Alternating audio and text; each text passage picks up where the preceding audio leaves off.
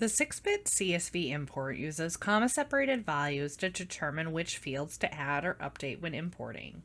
You can use 6-bit's mapping window to help you map your fields, or use 6-bit's built-in tools to map the fields for you. Let's take a look at the CSV file we're importing today. Here we can see our column headers, title, product identifier type, product identifier, and so on. On the Import from CSV window, we can see these CSV fields on the left, and the 6-bit destination fields on the right. The title was automatically mapped because the CSV field matches the name in 6-bit exactly. Since the other fields do not match, they were not automatically mapped.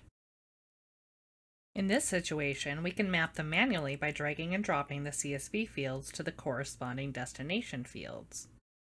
Here, the CSV field is product identifier type, whereas the 6-bit field is named product ID type. Similarly, the CSV field for product identifier is 6-bit's product ID.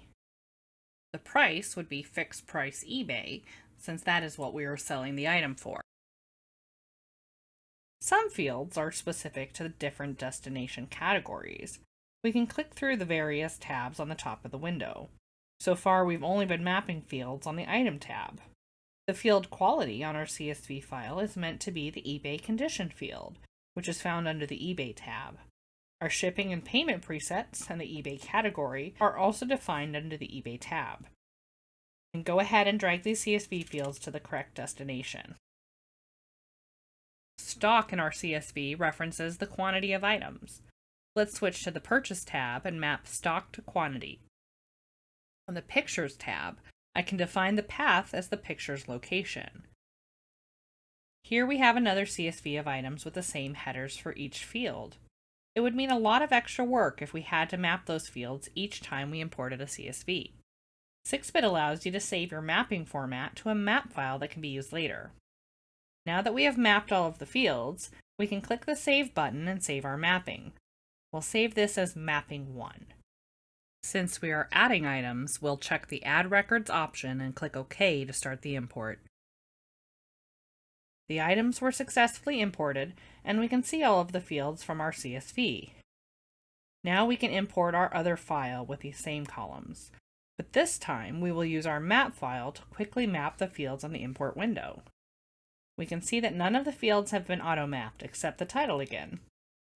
If we click the Load button and select our map file, 6-bit will match up the fields we did previously, so we don't need to map them all over again. After letting this run, we can see that all of the items from that CSV have also imported successfully. We have one more CSV file that we're going to import in this tutorial today. This file shows the columns are named differently from our other files, but contain the same information as the previous CSVs. These columns are named to match the 6-bit destination fields precisely, so the import will automatically map them.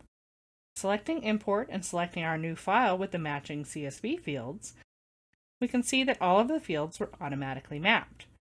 Since you need the correct column names, we often recommend exporting an item in 6-bit and using that CSV as a template for all future CSV imports. Ensuring each column in your CSV file matches the related 6-bit destination field will allow for quick and seamless importing into 6-bit.